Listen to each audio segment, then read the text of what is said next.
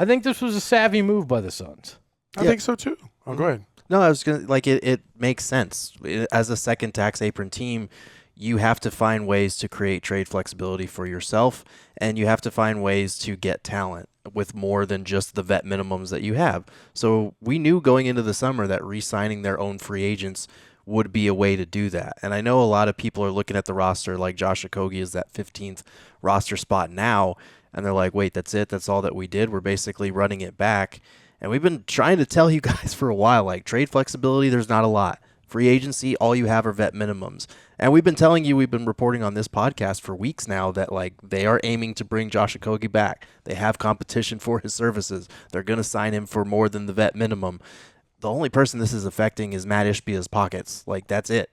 Josh Okogie got a $5 million raise, basically, which is good for him. The second year of the deal is non-guaranteed.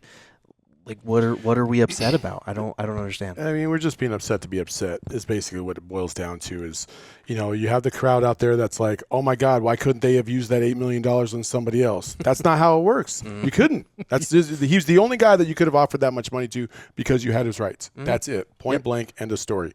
Outside of that, you have $2 million you can go play with all over the market. Go ahead, crazy. And they couldn't find anybody that they felt like fitted what they wanted to get done. So I agree. I think it's a shrewd move. I also thought it was a good move to just make sure that you had the opt-out in year two, because if you can't, if Josh Okogie doesn't perform this year and you can't find a way to get rid of him, then why keep that salary and the tax liabilities that come with that next year? So I thought it's a shrewd move. I thought it was a very good move. I think the only guy that could be upset in the whole thing is Josh Okogie because he's trade bait and it's obvious, but he got $5 million out of the deal. So why would he even be upset on top of what he was going to get as a vet minimum, or if he had opted in to that second year guaranteed? So I don't understand. I get it. Look, you need more shooting. Well, that you weren't going to find that at a vet minimum price any more than what you got. Everybody, Saddiq Bey. Well, Saddiq Bey signed for significantly more than the vet minimum. A lot of these names that people wanted, you weren't getting at a vet minimum. And they go, it's because it's the Suns. No, it's because these guys had more lucrative offers, and some people decide to take the money rather than the opportunity, and you can't do anything about this. When they brought in Matt Tellem, we knew he was going to be a guy that found these loopholes in the second apron to try to find a way to get you additional talent.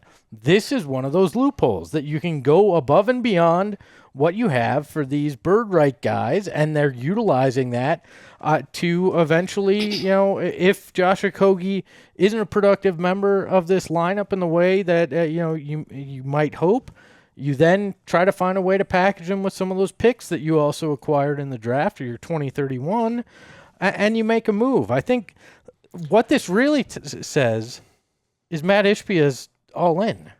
Well, Again. Yeah. I mean, does he have to continue to prove it? Like, I feel crazy. like listen, there should be no doubt that Matt Ishbia is all in, trying to do whatever he can to get this franchise a championship. Like, that's not even like, we're not even blowing smoke up anybody's ass. That's just the fact. Like, look at what he's doing. He's spending a lot of money. And the fact that people are upset that maybe Okogie got $8 million or maybe they feel like Royce O'Neal got paid too much and all this other stuff, like, it's irrelevant. And like I was telling these guys earlier today, it's like being mad at somebody for spending a lot of money at poker and then they crap out. Like, okay, I don't give a shit. It's not my money. Like, okay, let's move on. Right, and it's one of those things where we covered this earlier in the offseason, but it's worth reminding people, like, they were going to be a second tax apron team no matter what they did with Royce, with Grayson. Like, just having $150 million wrapped up in the big three, they only had, $30 million to go, $40 million to go until they got to that line. They were going to cross that no matter what. So at this point, you are spending and you're sending a message to other prospective free agents in the future, like, hey, if you come here, I'm not going to be afraid to dip into the luxury tax to reward you if I feel like you help us win or I feel like you contribute something here.